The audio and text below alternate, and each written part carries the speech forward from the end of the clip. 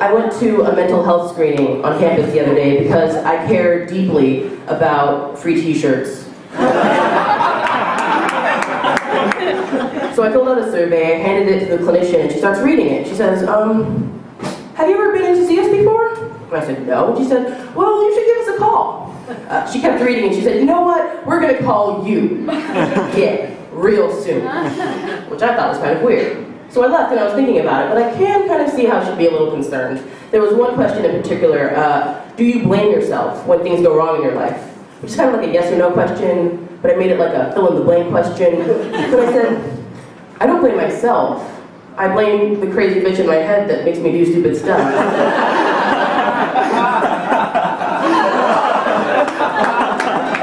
Why would I blame myself? That's crazy. It's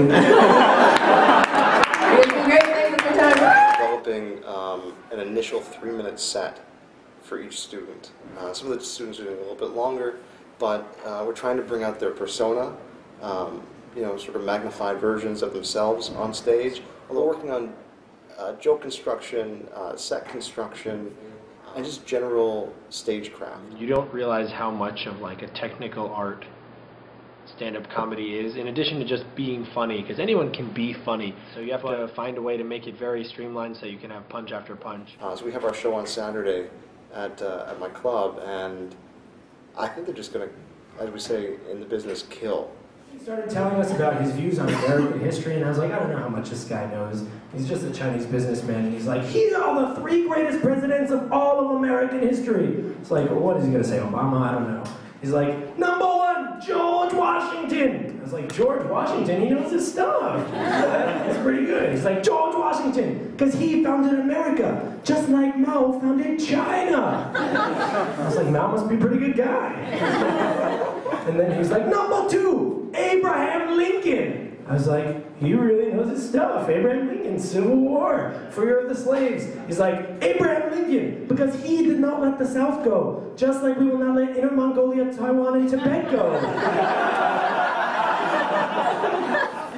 Okay.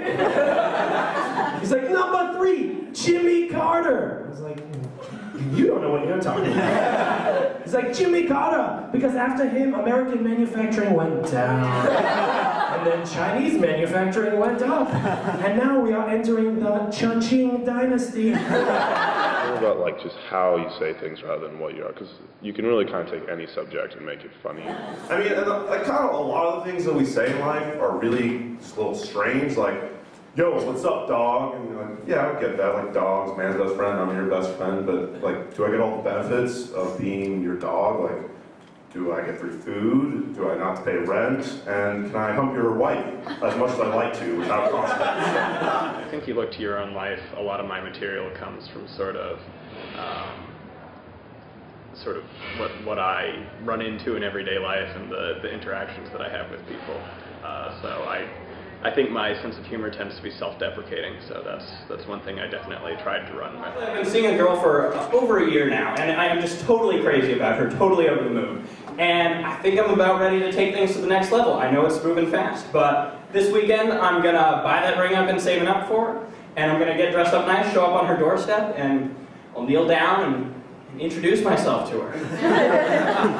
And I know, I'm a hopeless romantic at heart. Maybe I'll show her some pictures that I've taken of her, you know, getting out of bed in the morning, or maybe I'll tie her up and take her to an old abandoned warehouse and make her play with the dolls that I've made out of hair I fished out of her shower drain. Moving fast, but it just feels right to me.